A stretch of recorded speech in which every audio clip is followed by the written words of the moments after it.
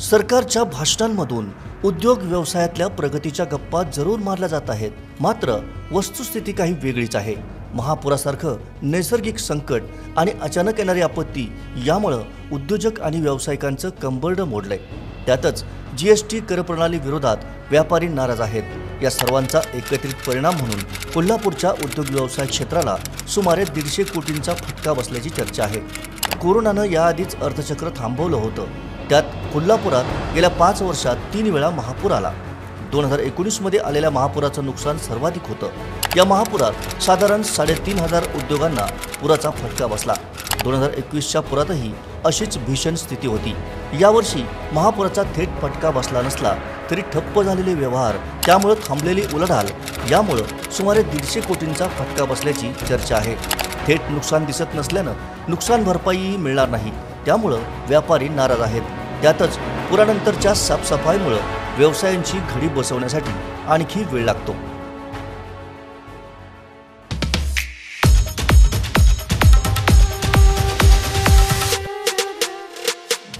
आपल्या इथं दरवर्षी की नाही, प्रत्येक वर्षी 2 वर्ष झालं आहे की आपल्याकडं पूर येतो आहे। कायमचं हे आहे, हे कुठं तटायला पाहिजे, कुठं तर थांबायला पाहिजे। यासाठी सरकारनं काहीतरी नियोजन केलं पाहिजे आपल्याला। तर हे सरकार काही लक्ष घालत नाही आहे। शेवटी महानगरपालिका कितीपर्यंत बघणार? महानगरपालिका ज्यावेळेला पूर येऊन गेली की स्वच्छता करते, सगळं करते, साफसफाई करते, सगळं करते। तर बाकीचं जे आमचं वैयक्तिक घेतलं जे नुकसान होते ते एवढं नुकसान होते की 2-2.5 लाखापर्यंत नुकसान होते। मग नुकसान एवढं गौरव सरकार देऊ शकत नाही आपल्याला। आपल्याला थोडंफार काय तर देतात आणि हे वर्ष प्रत्येक वर्षी आपल्याला सोसायला लागतं हे सगळं। मग हे जर सरकारनं काय तर नियोजन ह्या पाण्यासाठी, पुरासाठी काय तर केलं पाहिजे, हे माझं विनंती आहे सरकारला। पूर हा गेली 19 पासून 19-21 आणि हा बरेच वर्ष येत आहे आणि यात फार मोठं नुकसान होतं आमचं व्यापाऱ्यांचं। आणि प्रशासनाकडून पुराची काही देखभाल होत नाही। कसं आहे की पूर येतो, पूर जातो, पण पुराच्या वेळी फक्त हे बोलणं चालू असतं की पुराचं नियोजन करायला पाहिजे, पण नियोजन काय होत नाही। आम्हाला नंतर काहीतरी तुटपुंजी रक्कम मिळते, पण त्यात पण आमचं काय भागत नाही। कसं आहे, जे नुकसान होतं त्याच्या पट्टीत आम्हाला काय मिळत नाही। आणि पंचनामा करताना फक्त तुमच्या नुकसानीचा पंचनामा केला जातो, पण तेवढे दिवस धंदा बंद राहतो, त्याचा काय विचार होत नाही।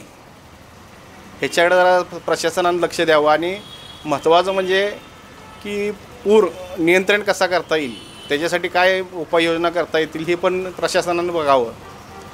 कसं आहे, हे दरवर्षी होणारं काम आहे, फार त्रास होतो याचा।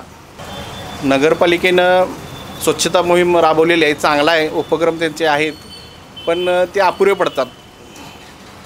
शहर फार मोठं आहे, ते निर्णय सगळे त्यांचे अपुरे पडत असतात। 2019, 21 तसंच 24ला जो पूर आला आता ह्यावेळेचा पूर थोडासा म्हणजे कमीच होता तसा, पण त्यामुळे पण नुकसान झालेलंच आहे। पेट्रोल डिझेलच्या टाकीमध्ये पाणी गेलं, त्यामुळे पेट्रोलमध्ये इथनॉल असल्यामुळं ते पाण्याचं प्रमाण, इथनॉलचं पाणी होतं आणि त्यामुळं नुकसान झालेलं आहे। साधारण माझे 300 लिटरचं नुकसान झालं आहे पेट्रोलचं, तो लॉसेसच आहे।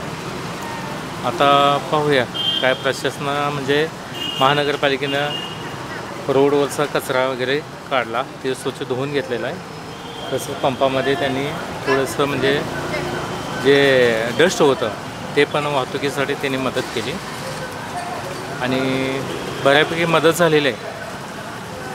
नुकसान हे तर काय वर्षावर्षी हे पाण्याचं प्रमाण जे आहे ते वाढतंच आहे।